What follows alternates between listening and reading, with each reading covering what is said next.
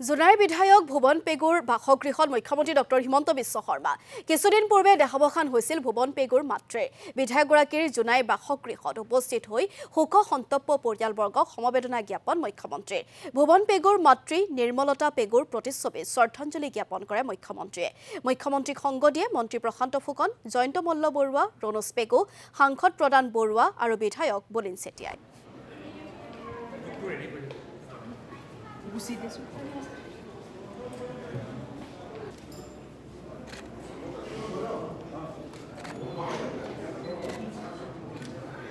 জোনাই সমষ্টিৰ বিধায়ক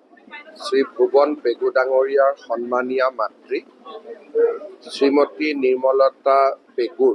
পৰলোক প্ৰাপ্তি হৈছিলে। আজি তেখেতৰ ঘৰলৈ আহি শোক সন্তপ্ত পৰিয়ালবৰ্গক সমবেদনা জনালোঁ আৰু বিদেহী আত্মাৰ সদ্গতি কামনা কৰিলোঁ।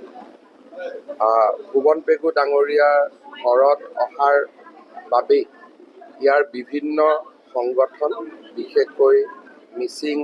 স্বায়ত্তশাসিত পৰিষদ আৰু অগ্নি সংগঠনসমূহ Bodo Kachari welfare council UBPO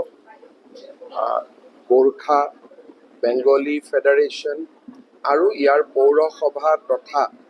ভাৰতীয় জনতা পাৰ্টি আৰু গণশক্তিৰ কাৰ্যকৰ্তাসকলকো সাক্ষাৎ কৰাৰ সৌভাগ্য